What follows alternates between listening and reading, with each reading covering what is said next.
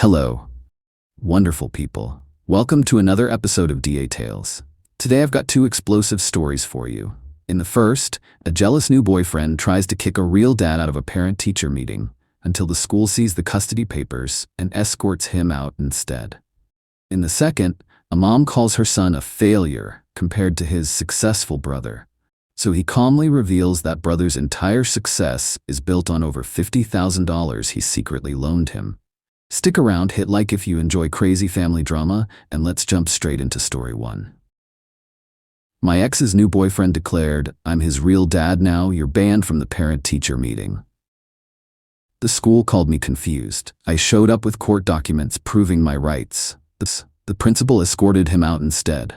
My ex's face when I walked in was worth everything. I, 34 male, have a 7-year-old son. He's the best thing that's ever happened to me. No question. My ex and I split 4 years ago when our kid was 3.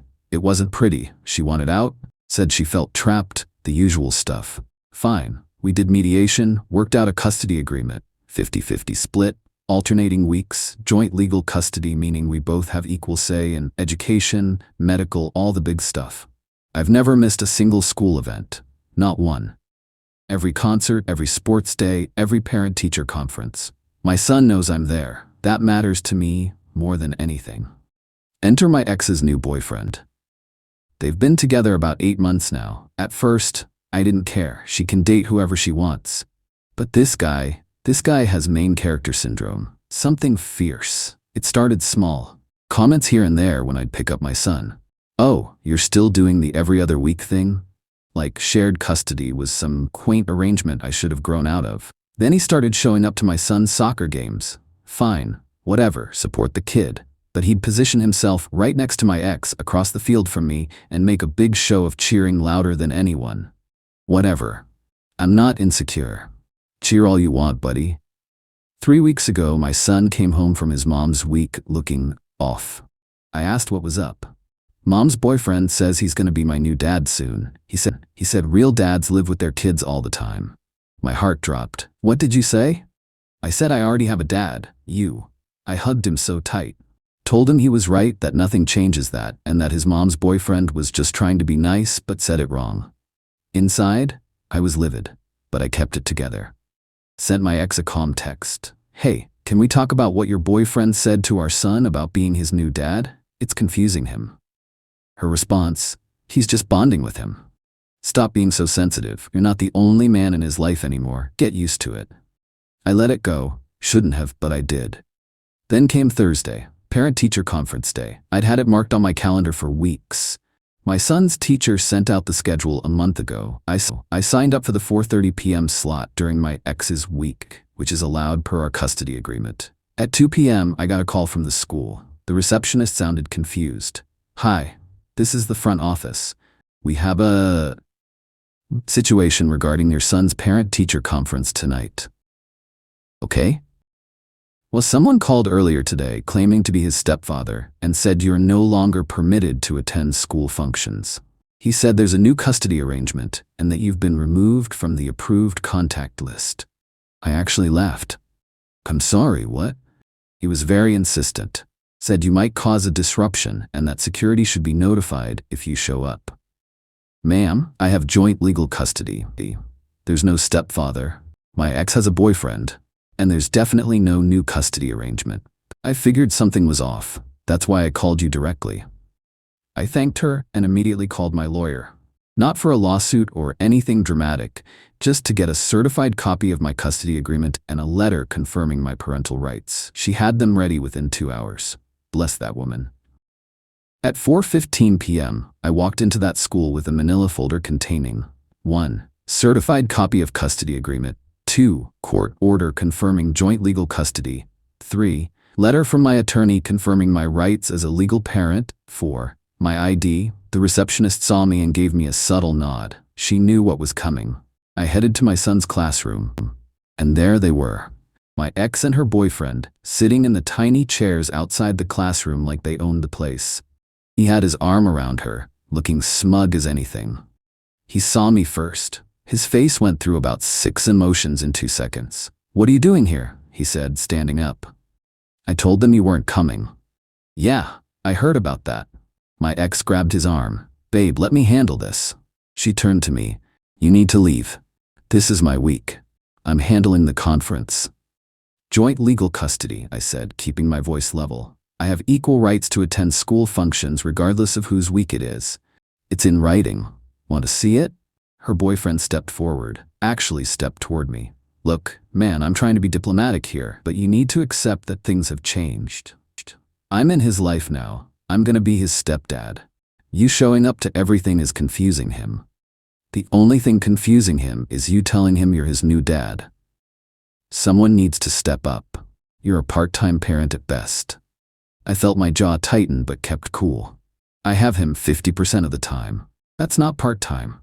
And you've been dating his mom for 8 months. You don't get to redefine my relationship with my son. The classroom door opened. My son's teacher stepped out, looking uncomfortable. Is everything okay out here? Before I could answer, the boyfriend said, This man isn't supposed to be here. Can you call the office? The teacher looked at me, then at my ex, clearly lost. I handed her the folder. These are my custody documents. Joint legal custody, equal rights to school functions. I signed up for this slot a month ago. She glanced through the papers and her expression shifted. Sir, she said to the boyfriend, according to this, he has every right to be here. That's old paperwork.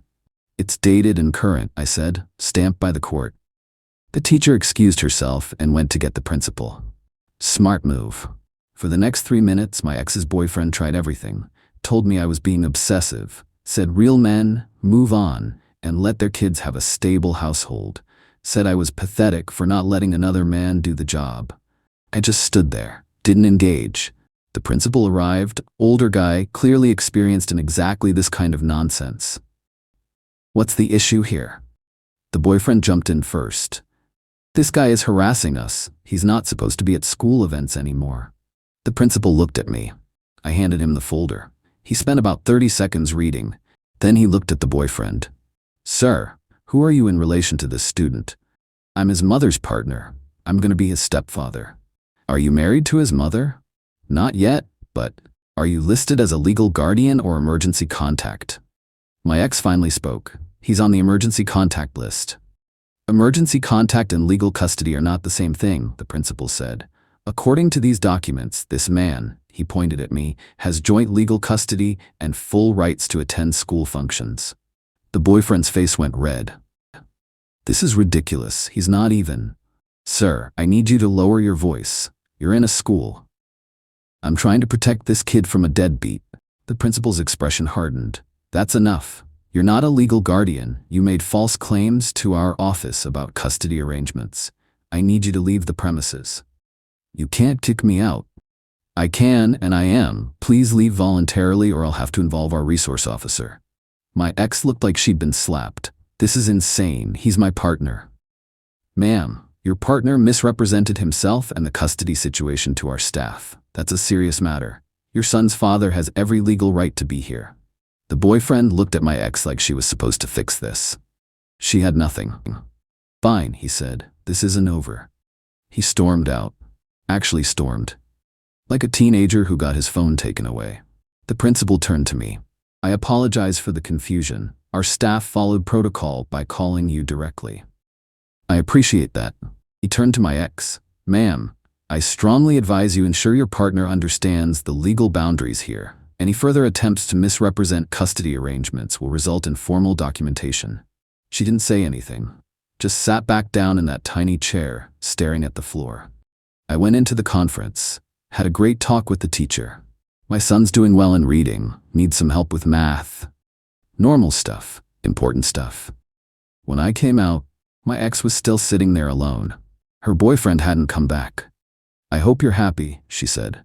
I'm not happy about any of this. I just want to be part of my son's life. That's it. He's trying to help. He cares about our son. Our son. Yours and mine. Not his. She didn't respond. I went home. Hugged my kid when I picked him up for my week the next day. Didn't say a word about what happened. He doesn't need that drama. But yeah, the look on her face when I walked in. When her boyfriend got escorted out while I had a perfectly calm parent-teacher conference. Worth it. Completely worth it. Update 1. 1 week later. Well, the drama escalated. Because of course it did. After the parent-teacher conference incident, I figured things would settle down. Maybe the boyfriend would realize he'd overstepped and back off. Maybe my ex would have a conversation with him about boundaries. I was wrong on both counts. First thing that happened, my ex's mother called me. I actually like her ex-mother-in-law. She's always been fair even during the divorce. But this call was different. I heard what happened at the school, she said. Yeah, it was something. I want you to know I'm on your side. What he did was wrong, but my daughter is serious about him, and she's not thinking clearly. I'm worried about my grandson. That hit me. Worried how? He's been telling everyone you're barely involved. He's pushing hard for them to move in together, and he keeps talking about adopting your son once they're married. My stomach dropped. He can't do that without my consent. I know. I don't think he knows that. I thanked her for the heads up and hung up. Then I called my lawyer. She told me what I expected. No one can adopt my son without me voluntarily terminating my parental rights. And no court would do that involuntarily, given that I have 50-50 custody and no history of anything negative. Still, she recommended documenting everything, just in case. 3 days later, the boyfriend tried a new approach. He showed up at my apartment. I was watching TV when there was a knock at the door. Opened it to find him standing there, arms crossed, trying to look intimidating. We need to talk, he said. About what? About you backing off. You humiliated my girlfriend at that school. You made me look like an idiot in front of the principal. You made yourself look like an idiot. You lied to the school about custody arrangements. I was trying to protect that kid from being confused by 2 different households. That's not your call to make. He stepped closer. Look, I'm gonna marry her. I'm gonna be in that kid's life whether you like it or not. The question is whether we do this the easy way or the hard way. What's the hard way? I start documenting everything. Every late pickup, every time you don't answer a call, every complaint your son has about being at your place. I build a case that you're unfit. I actually laughed. That's not how custody works. You think a judge won't listen when a loving stepfather raises concerns about child welfare? You're not a stepfather, you're a boyfriend. His jaw tightened. For now, but once we're married, things change. Courts like stability, 2-parent households. You'll be the odd man out. Get off my property. Think about what I said. He left.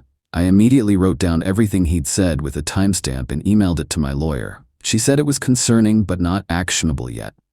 Keep documenting, she said. The next day, I got a text from my ex. You need to stop antagonizing my partner. He's going to be your son's stepfather. You should be grateful someone wants to step up. I replied, I've never stopped being his father. He doesn't need anyone to step up. And your boyfriend showing up at my home to threaten me isn't okay. She didn't respond. That weekend was my week with my son. We had a great time, went to the park, built a Lego set, made pizza from scratch.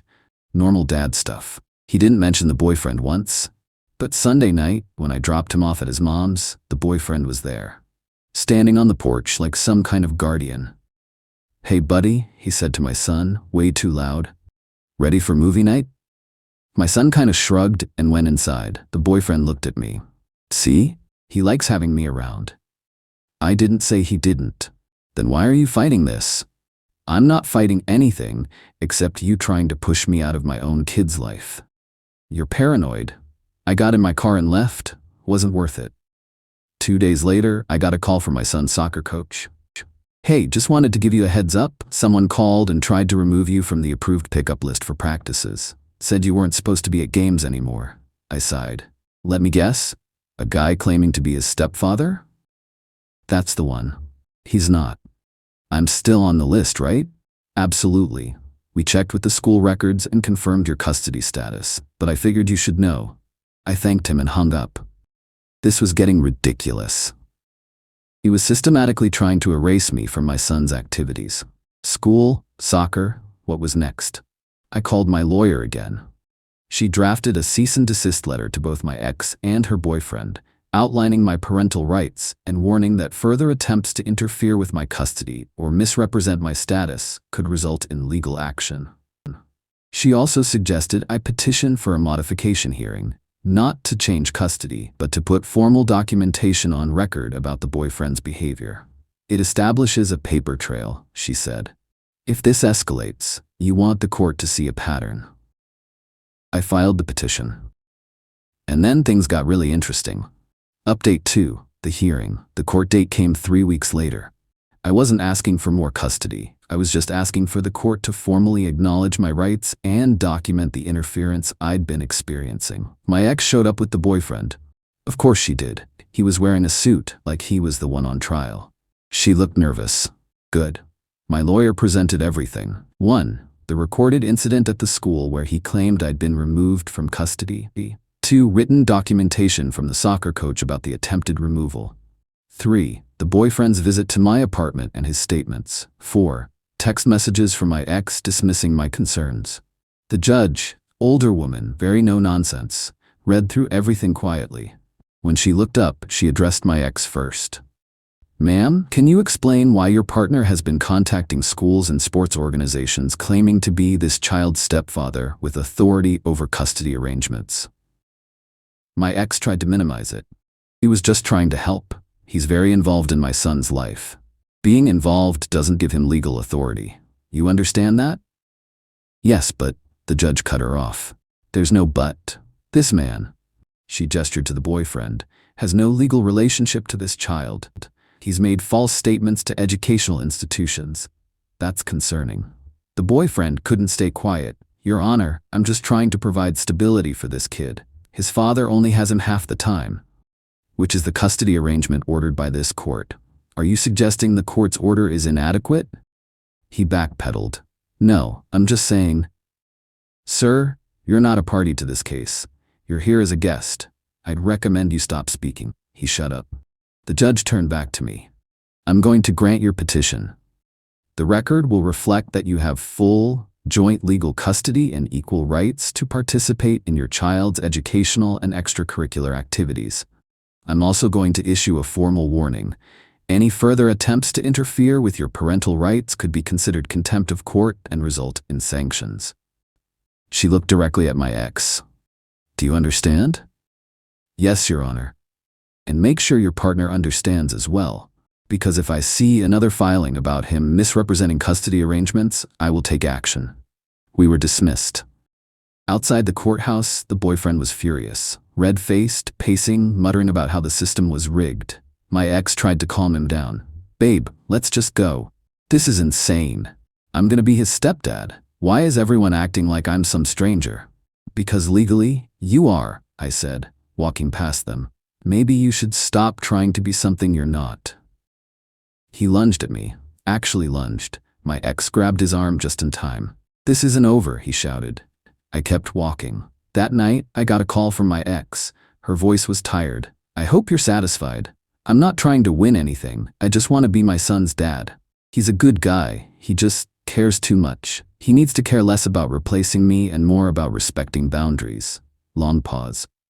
I can't promise anything, she said, but I'll talk to him. That's all I'm asking. She hung up. Final update. 3 months later, things have been quiet.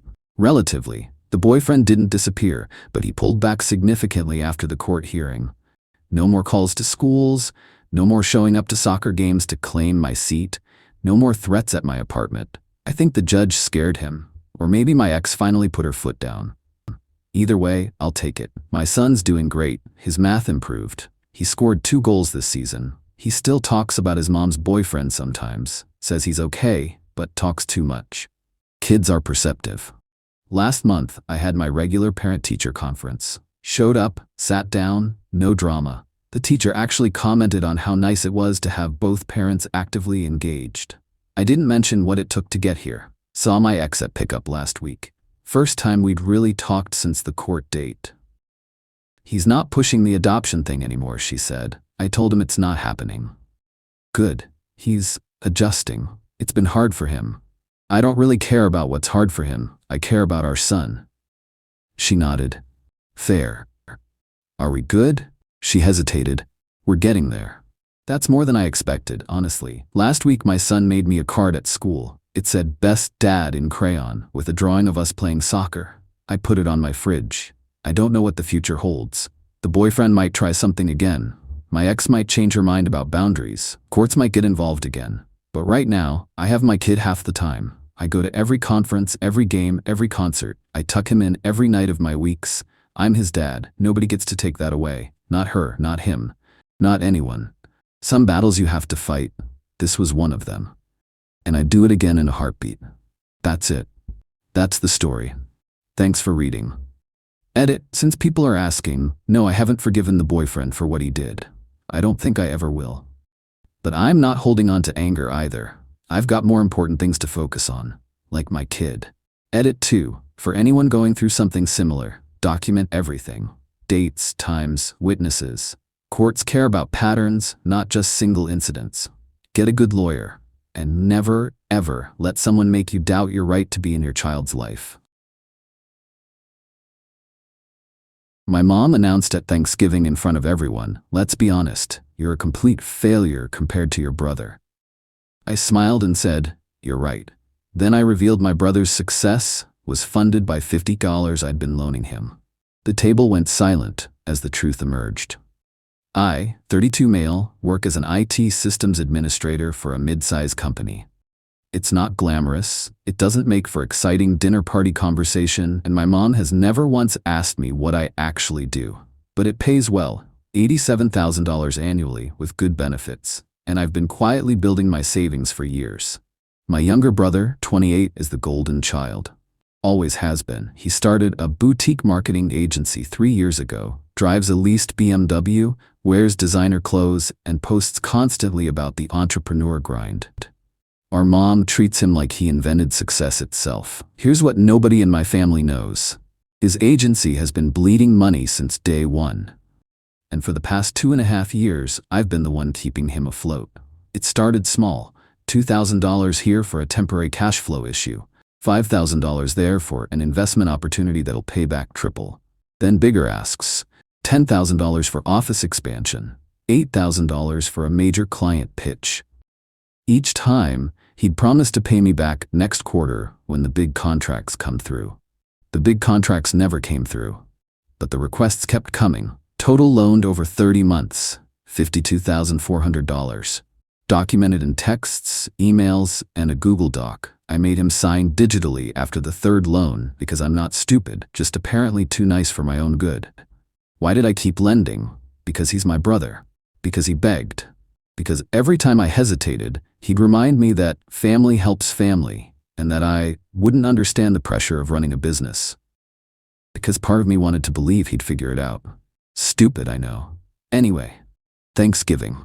The whole family was there. Our parents, our aunt and uncle, their 2 kids, my cousins, and my grandmother. About 12 people total around the table. Dinner was going fine until my mom decided to give her annual, let's discuss the kids speech. She does this every major holiday. It's always the same. My brother gets praised for 20 minutes. I get a polite acknowledgement of my existence. But this year, she went nuclear. You know, she said, lifting her wine glass, I think we should all raise a toast to my youngest. 3 years running his own business, a BM that beautiful apartment, meanwhile. She looked at me. Actually looked at me with this pitying expression. Let's be honest, sweetheart. You're a complete failure compared to your brother. You're 32, you live in that tiny apartment, you drive that old Honda, and you've never done anything ambitious in your life. I just wish you had half his drive. The table went quiet. My dad was staring at his plate. My aunt looked uncomfortable. My grandmother was pretending to be very interested in her cranberry sauce. My brother? He was smirking. Actually smirking, like this was exactly what he wanted to hear. Something snapped in me, not in an angry way, more like a calm clarity. I smiled. You're right, Mom. She blinked, clearly not expecting agreement. Well, I didn't mean to be harsh, but no, you're absolutely right. My brother is incredibly successful. In fact, let me tell everyone just how successful he is. I pulled out my phone. My brother's smirk faltered. In the past 2.5 years, his business has been so successful that he's only needed to borrow, let me check my records here, $52,400 from me, his failure of a brother, to keep it running. Dead. Silence. The BMW? He needed $4,000 from me for the lease payments when he fell behind last spring. The office expansion? That was $10,000 from my savings to cover 3 months of rent he couldn't make. The designer clothes for client meetings? About $3,000 total, paid back exactly $0. My mom's face went white. That can't be true. Want to see the receipts? I've got Venmo screenshots, bank transfers, a signed document where he agreed to repayment terms, all on my phone. I held it up. My brother lunged across the table trying to grab it. Dude, shut up, he hissed. This isn't the time. When is the time? When you ask me for another $5,000 next month? Because the email you sent last week asking for just $7,000 to get through the holidays is also on here. My uncle leaned forward. Wait, you've given him over $50,000? Loaned, technically, although I've seen exactly $1,200 paid back in 30 months, so given might be more accurate. My grandmother slowly turned to look at my brother. Is this true? He couldn't meet her eyes. My mom tried to recover. Well, that's what family does. You should be proud to support your brother's dreams. I was fine supporting his dreams, Mom. What I'm not fine with is being called a failure at Thanksgiving dinner by someone who doesn't know that her golden child's entire success is funded by the sibling she just publicly humiliated. I stood up, grabbed my jacket. For the record, my tiny apartment is tiny because I've been saving money. Money that apparently went to keeping up appearances for someone else. My old Honda is paid off. My unambitious job has given me a 401k, health insurance, and zero debt, unlike some people at this table. I looked at my brother. You have until January 1st to come up with a repayment plan, or I'm taking this to small claims court. Happy Thanksgiving, everyone. I walked out. My phone started blowing up before I even got to my car. Update 1. 3 days later. So the fallout has been interesting. First, let me address some questions from the comments. Yes, I have documentation for everything. Every single loan is recorded. Venmo transactions, bank transfer confirmations, and a Google Doc loan agreement that my brother signed electronically. I made him do this after the 3rd loan because I had a feeling. My company uses DocuSign, so I know how to make digital agreements that hold up. The document lists each loan amount, date, and his acknowledgement that these are loans to be repaid. Some people asked why I kept lending. Fair question. Honestly, he's my little brother. We were close as kids. He has this way of making you feel like saying no makes you the bad guy. I'm about to lose everything. Don't you believe in me? You're the only one I can trust. Classic manipulation, I see that now. Anyway, the 3 days since Thanksgiving. The first call came from my mom about an hour after I left. I let it go to voicemail. She left a 7-minute message that went something like, "How dare you embarrass your brother like that? You ruined Thanksgiving. Your grandmother is devastated. Your aunt thinks you're vindictive. This is family business and you had no right to air it in front of everyone. You need to apologize immediately. And frankly, if you had extra money to lend, you should have been helping us pay for holiday dinners instead of complaining about." I stopped listening after that. My dad texted me around midnight. Short message. That wasn't the right way to handle it, but I wish you'd told me sooner. Call when you're ready. My brother texted me approximately 400 times over the next 48 hours. Slight exaggeration, but not by much. The messages evolved like the stages of grief. Denial. You made half that stuff up. I don't owe you nearly that much.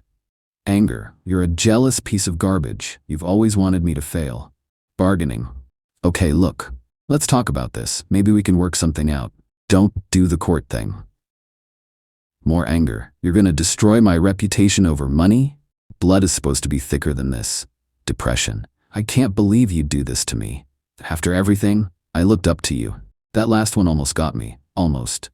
Then I remembered he'd looked up to me enough to call me a corporate drone at my cousin's wedding last year. Here's where it gets interesting. My aunt called me yesterday. She's always been the reasonable one in the family.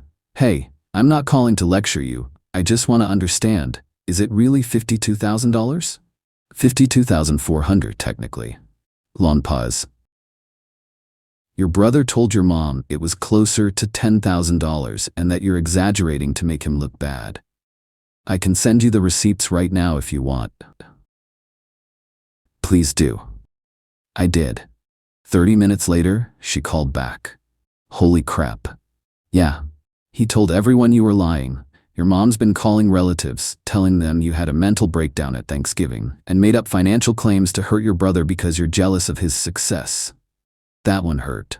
I'm not gonna lie. My own mother telling extended family I'm mentally unstable rather than admit her favorite son has been financially dependent on the child she considers a failure.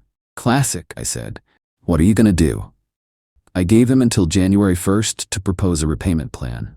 If he doesn't, I'm filing in small claims court. You're serious. $52,000 serious. That's not nothing, Aunt. That's years of saving. She was quiet for a moment. You're right, it's not nothing. I'm sorry he put you in this position. First person in my family to actually apologize. I almost cried, Tabaha. Yesterday afternoon, I got a very different kind of call. My brother's girlfriend. I'd only met her a few times. She's been with him for about a year, seems nice, clearly believes he's some kind of business genius. Hey, it's me. Can we talk? Sure. Your brother says you're trying to extort him, that you're claiming he owes you money, but it was actually gifts that you're now calling loans to hurt him. He told you that? He said you've always been jealous and that you're finally making your move to destroy him. I laughed. Couldn't help it. Want me to send you the documentation? Including the signed agreement where he acknowledged these were loans? Silence. Teen. He said there was no agreement. That you're fabricating documents. I'll forward everything to you in the next 5 minutes. Look at the DocuSign timestamps. Look at his own texts asking for money. Then make your own judgment. I sent it. Didn't hear back for 6 hours. Then one text. I had no idea. I'm so sorry. Apparently she'd confronted him with the evidence. He tried to claim I was good with computers and must have faked everything. When she pointed out that faking Venmo transactions and DocuSign records with matching timestamps would require some kind of Mission Impossible level hackery, he broke down and admitted it was real. She also found out that the emergency $7,000 he'd asked me for last week was to pay for a vacation he'd been planning to surprise her with. Using money he was going to borrow from the brother he lets his mother humiliate. She's staying with a friend for now. Says she needs to think about things. My brother, of course, blames me for this too. His latest text, received this morning. You destroyed my relationship. You destroyed my family reputation. You're dead to me, and I'm not paying you back a single cent now. See you in court, loser. Fine by me. I've already contacted a lawyer about the most efficient way to pursue this. Small claims court in my state caps at $10,000, so I might need to go the civil court route for the full amount. Lawyer says I have a strong case given the documentation. More updates coming. This is far from over. Update 2 weeks later. Okay, things have escalated significantly. First, the good news. My brother's girlfriend officially broke up with him. She sent me a text saying she was sorry for initially doubting me, and that she'd discovered a few other lies he'd told her during their relationship. Apparently, the successful agency has been running on fumes, and he'd been hiding the extent of his debt from her too. Now the bad news. My family has gone full scorched earth. My mom started a group text with every family member, aunts, uncles, cousins, the whole network. She titled it Family Support for Brother, and has been using it to coordinate what I can only describe as a pressure campaign. Some highlights from the group chat. Yes, someone forwarded me screenshots. Mom, we need to show brother that we believe in him during this difficult time. His so-called sibling is trying to destroy him out of jealousy. Uncle, what exactly is the money situation? I'm still confused. It's nothing. My older son gave some gifts over the years and is now claiming they were loans because he's bitter about his own failures. This is not about money. This is about resentment. Cousin, but didn't he show receipts? Aunt mentioned seeing actual documentation. Fabricated. He works in IT. He could easily fake those things. That's right. My mother is now telling the extended family that I, a systems administrator, have engaged in elaborate document forgery to frame my brother. Apparently, I'm some kind of criminal mastermind who spent years playing the long game to destroy my sibling at Thanksgiving. Here's where my mom really showed her hand. She called me directly last Tuesday, first time we'd spoken since the holiday. I'm only going to say this once. Drop this lawsuit nonsense, publicly apologize to your brother for lying, and we can all move past this as a family. Mom, I have documented evidence of over $52,000 in loans. Those were gifts. The signed agreement says otherwise. You manipulated him into signing something he didn't understand. Mom, he has a business degree. He knew exactly what he was signing. You've always been jealous of him. Ever since you were children, you've resented how special he is.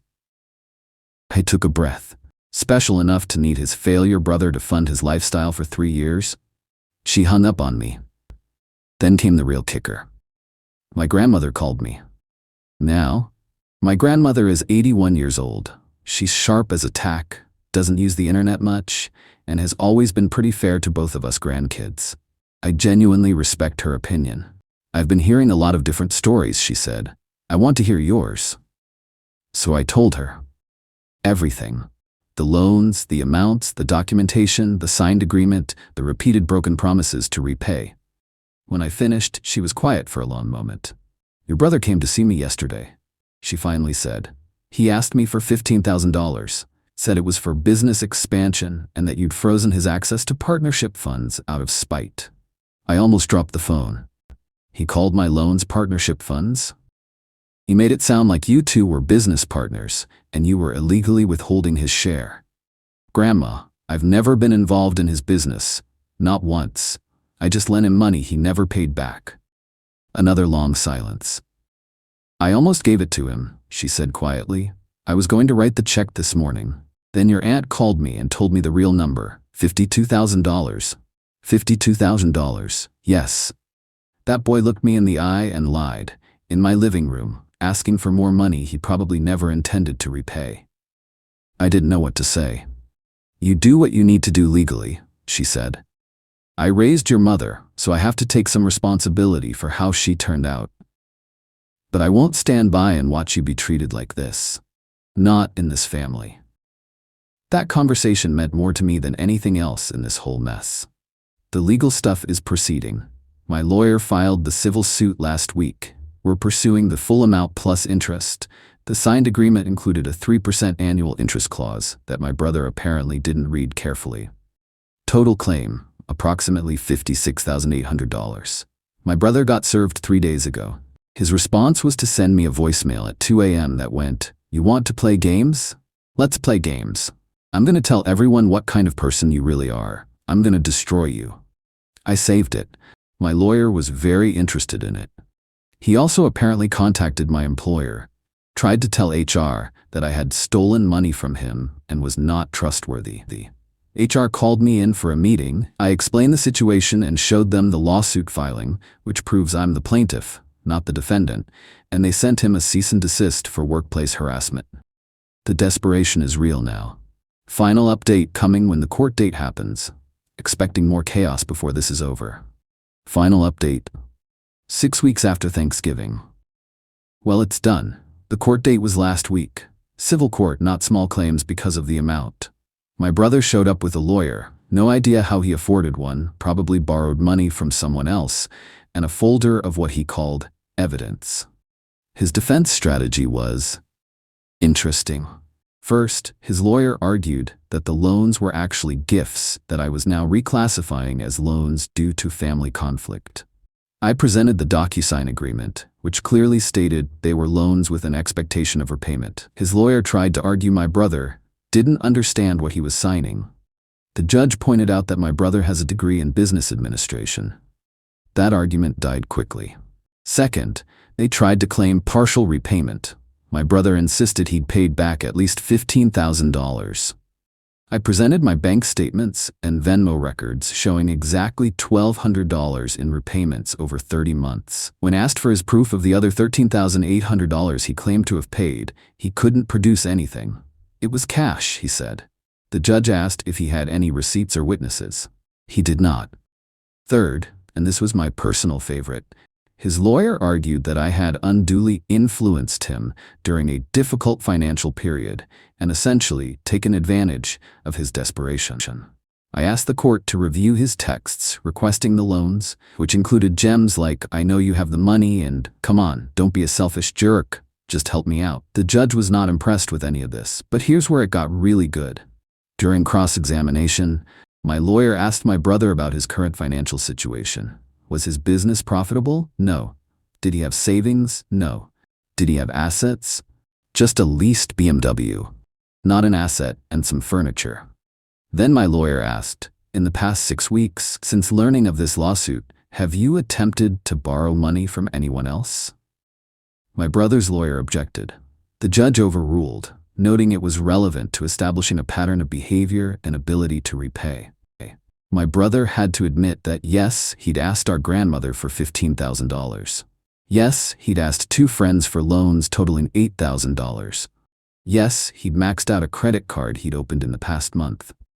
So you've attempted to borrow over $23,000 in 6 weeks, my lawyer said, while simultaneously claiming you don't owe my client anything and that his loans were gifts? My brother didn't have a good answer for that. The judge ruled in my favor. Full amount, $56,847.23, including interest. But here's the thing about civil judgments.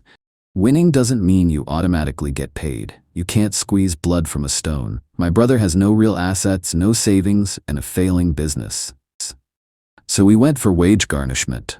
Turns out my brother had quietly gotten a consulting job about 3 weeks ago, probably because he saw the writing on the wall with his agency. The judge approved garnishment of 25% of his disposable income until the debt is paid. At his current salary, that means I'll be getting about $600 a month for the foreseeable future. It'll take years to fully recover the amount, but it's automatic and he can't avoid it without committing fraud. His boutique marketing agency officially closed 2 weeks ago. No fanfare, no announcement, just quietly shut down. The BMW got repossessed when he missed a lease payment. He's apparently driving an old car borrowed from a friend now. The family aftermath is still ongoing. My mom hasn't spoken to me since the verdict. She sent one text. I hope you're happy. You destroyed your brother's future. I didn't respond. My dad, surprisingly, reached out. We had coffee last week. He admitted he'd known something was off with my brother's success for a while, but didn't want to rock the boat. He apologized for not saying anything at Thanksgiving. It wasn't a full redemption arc, but it was something. My grandmother has been incredible. She's the one who told me about the BMW repossession, because my brother had gone crying to her about it. She didn't give him money. Instead, she told him, "You spent years taking advantage of your brother's generosity and your mother's favoritism. It's time to learn how to stand on your own." Best grandma ever, honestly. My aunt has been supportive too. She's apparently had some harsh words with my mom about enabling behavior and scapegoating. Thanksgiving at her house next year, if I'm invited anywhere. As for my brother, he's not speaking to me. The last communication was through his lawyer, acknowledging the garnishment order. I doubt we'll ever have a relationship again, and I've made peace with that. Some people in the comments have asked if I regret exposing everything at Thanksgiving in front of everyone. If I should have handled it privately. Here's my honest answer. No. For 30 years, I've been the family afterthought, the boring one, the failure. I've watched my brother get praised for achievements that were literally funded by my savings, while I got pitied for not being ambitious. My mother announced to a table of 12 people that I was a disappointment. If she wanted private family business to stay private, she shouldn't have made public declarations about what a loser I am. The money will take years to fully recover through garnishment. But the look on my mom's face when she realized her golden child was a fraud, that moment when the whole table understood who was actually keeping things afloat, that was worth something too. I'm not saying I handled everything perfectly. I probably should have stopped lending money way sooner. I definitely should have pushed back against the family narrative about my brother's success years ago. But I was raised to keep my head down and not make waves. Turns out, sometimes you need to make waves. My apartment is still small. My Honda is still old and paid off. My job is still unambitious by my mother's standards. But I have zero debt, growing savings, now that I'm not financing someone else's lifestyle, and the peace of mind that comes from knowing exactly where I stand. My brother has a court-ordered debt, no business, no girlfriend, and a family that's finally seeing him clearly. Funny how success and failure can flip so fast when the truth comes out. Thanks for following this whole mess, everyone. Time to move forward.